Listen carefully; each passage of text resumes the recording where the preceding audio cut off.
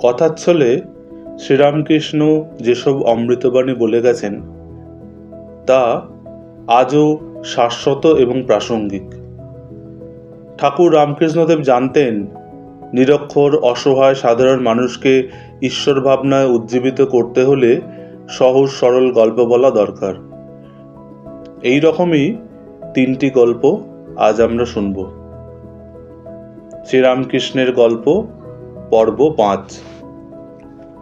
আজকের প্রথম গল্প সর্বমঙ্গলা। এক গরিব ব্রাহ্মণের এক সর্বগুণ সম্পন্না মেয়ে ছিল, তার নাম সর্বমঙ্গলা। ব্রাহ্মণ ছিলেন খুবই ধার্মিক, তার মনে কোনো লোভ ছিল না। একদিন গ্রামের জমিদার ওই গ্রামে এসে সর্বমঙ্গলাকে দেখতে পেলেন। সর্বমঙ্গলা তখন বাগানের গাছে জল দিচ্ছিল। ছেঁড়া শাড়িতেই তার রূপের বাহারে তার শরীর এমনিতেই ঝলমল করছিল। তার চোখ মুখে স্বর্গীয় প্রবৃত্ততা বিরাজ করছিল। জমিদার সর্বমঙ্গলার কাছে এসে নাম জানতে চাইলেন। সর্বমঙ্গলা নিজের নাম বলল, আর বলল যে সে এক গরিব ব্রাহ্মণের মেয়ে। জমিদার ওই ব্রাহ্মণের কাছে এসে বললেন, আমি আপনার মেয়েকে পুত্রবধূ করতে চাই। আমার ছেলেও খুব সুন্দর দেখতে।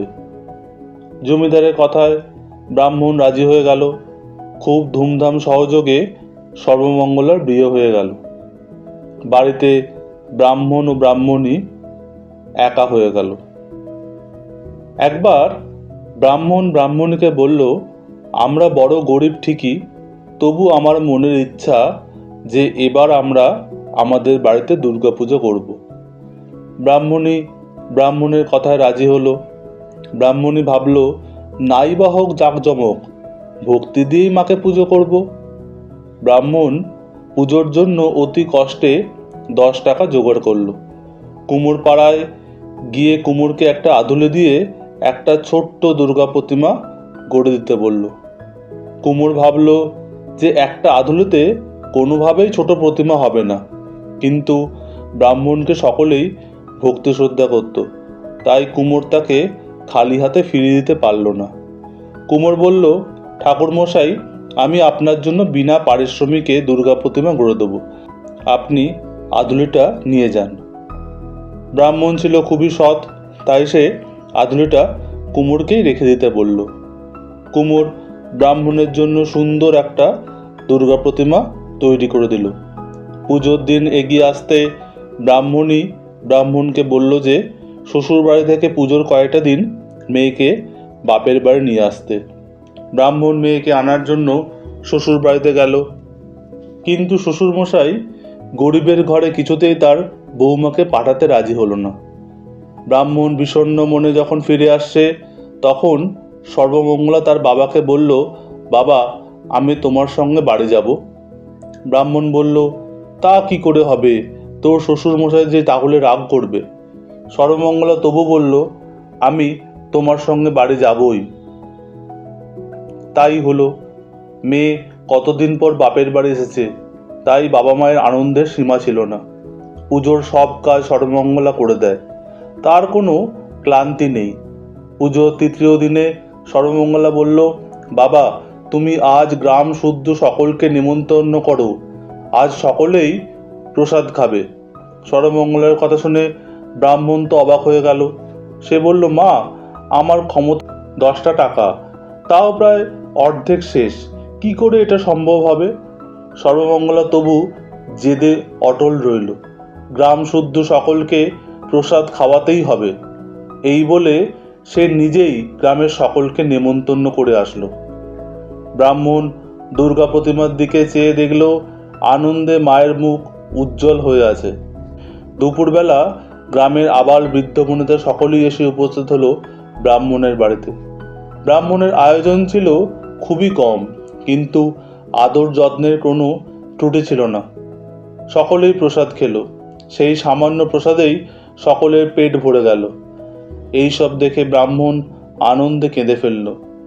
এইবার ব্রাহ্মণ পূজায় বসলেন, মাকে দধিকর্মা নিবেদন করার জন্য। কিন্তু ব্রাহ্মণ দেখল সর্বমঙ্গলা মাকে নিবেদন করার আগেই দধিকর্ম খেতে লাগলো। মাকে নিবেদন করার আগেই সর্বমঙ্গলাকে দধিকর্ম খেতে দেখে ব্রাহ্মণের ভীষণ রাগ হলো। ব্রাহ্মণ বলল, সর্বমঙ্গলা, তোর এত লোভ, তুই এক্ষুনি চলে যা এখান থেকে। সর্বমঙ্গলার দু চোখ জলে ভরে উঠল। সে মাকে বলল, জানো মা, আমি পুজোর গত 3 দিন ঠিকমতো খেতে পাইনি, তাই আজ দধিকর্মা খাচ্ছিলাম। বাবা আমাকে চলে যেতে বলেছে, তাই আমি চলে যাচ্ছি। ব্রাহ্মণী স্বামীকে বলল, আমার মেয়ে এইভাবে কেঁদে শ্বশুরবাড়ি কেন চলে গেল? কি হলো? পুজোর দিনে মেয়েকে বকার জন্য ব্রাহ্মণেরও মন খারাপ হয়ে গিয়েছিল, তাই পুজো শেষ করে মেয়ের সঙ্গে দেখা করতে সে তার শ্বশুরবাড়ি গেল। শ্বশুরবাড়িতে গিয়ে ব্রাহ্মণ সর্বমঙ্গলাকে বলল, মা, এই সামান্য কথায় তুই আমার ওপর রাগ করে চলে এলি? তোর মা খুব কাঁদছে, তুই রাগ করিস না মা। সর্বমঙ্গলা বাবার এই কথা শুনে অবাক হয়ে গেল। তখন সে বলল, বাবা, আমি তো তোমার সাথে বাড়ি যাইনি, তুমি কি বলছো? ব্রাহ্মণ তখন বুঝতে পারল জগৎ জননী করুণাময়ী মা স্বয়ং তার মেয়ে রূপ ধরে তার বাড়ি এসেছিলেন। এই গল্প শেষ করে ঠাকুর বললেন, সরলভাবে ঈশ্বরকে ডাকলে তিনি দেখা দেন। ধ্রুব, প্রহ্লাদ তার দেখা পেয়েছিল। দ্বিতীয় গল্প, এক কাঠুরের গল্প। একজন কাঠুরে বনে কাঠ কাটতে গিয়েছিল। হঠাৎ এক ব্রহ্মচারীর সঙ্গে তার দেখা হলো। ব্রহ্মচারী বললেন, ওরে, এগিয়ে চল। কাঠুরে বাড়ি ফিরে এসে ভাবতে লাগলো, ব্রহ্মচারী তাকে এগিয়ে যেতে বললেন কেন? এইভাবে ভাবতে ভাবতে বেশ কয়েকদিন কেটে গেল। একদিন সে বসে আছে, এমন সময় ব্রহ্মচারীর কথাগুলো তার মনে পড়ে গেল। তখন সে মনে মনে ভাবলো, আজ আমি আরও এগিয়ে যাব। বনের মধ্যে গিয়ে আরও এগিয়ে সে দেখলো সেখানে অসংখ্য চন্দনের গাছ। তখন সে মনের আনন্দে গাড়ি গাড়ি চন্দনের কাঠ নিয়ে এলো। চন্দনের কাঠ বাজারে বিক্রি করে সে আরও বড়লোক হলো। এই রকম কিছুদিন যায়। হঠাৎ আবার ব্রহ্মচারীর কথা তার মনে পড়ল। সেই যে তিনি বলেছিলেন, এগিয়ে চলো। এগিয়ে চলেই তো কাঠুরে চন্দন কাঠের সন্ধান পেয়েছিল। আরও কিছু দূর গিয়ে সে একদিন দেখল যে নদীর ধারে রূপোর খনি। এই ব্যাপারটা সে স্বপ্নেও ভাবেনি। তখন খনি থেকে রূপো নিয়ে সে বিক্রি করলো। এত টাকা হলো যে সে গুনে আর শেষ করতে পারল না।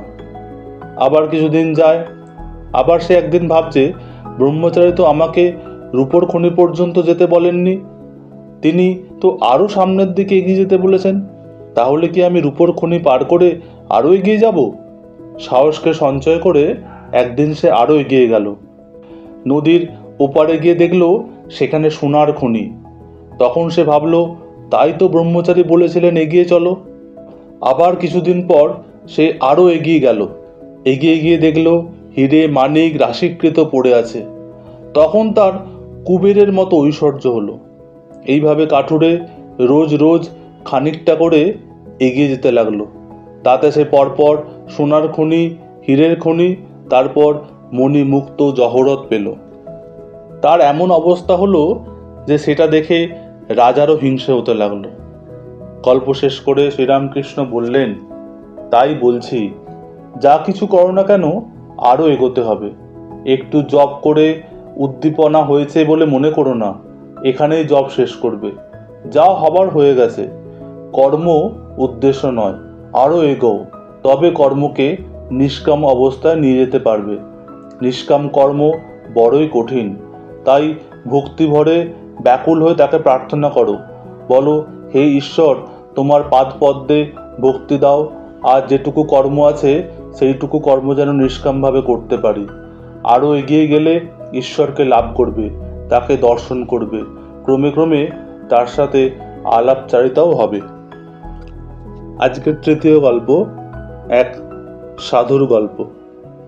বহুদিন ব্যাপী একজন সাধু লোটা কম্বল ও একটা চিমটে সম্বল করে বহু দেশে তীর্থে তীর্থে ভ্রমণ করেছে। যখন তার বয়স অল্প ছিল তখন তিনি পদব্রজেই তীর্থভ্রমণ করতেন, কিন্তু সাধু এখন বৃদ্ধ হয়েছেন, তাই হাঁটতে তার খুবই কষ্ট হচ্ছে।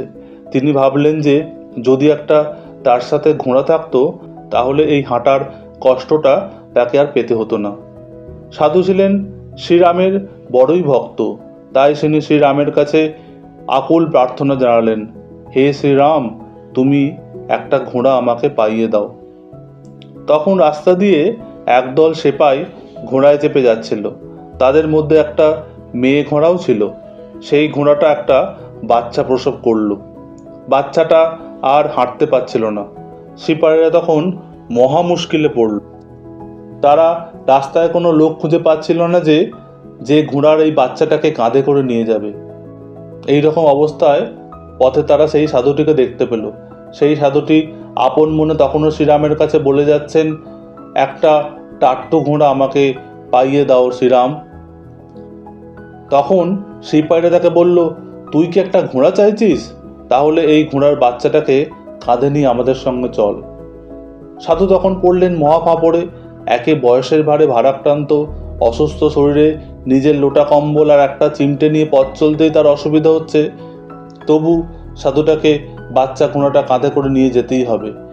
সিপাহীরা ঘোড়ায় চেপে যাচ্ছে আর সাধুটা বাচ্চা ঘোড়াটা কাঁধে নিয়ে যাওয়ার সময় আস্তে আস্তে পিছিয়ে পড়ছে।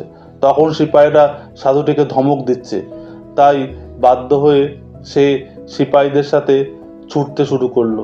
এই অবস্থায় সাধু প্রচণ্ড দুঃখে কাতর হয়ে আকুলভাবে অঝোরধারায় কেঁদে শ্রীরামের উদ্দেশ্যে বলতে লাগলো, আমি পদব্রজে যেতে না পেরে ঘোড়ায় চেপে যাব বলে ঘোড়া চেয়েছিলাম, কিন্তু ব্যাপারটা উল্টো বুঝলি রাম।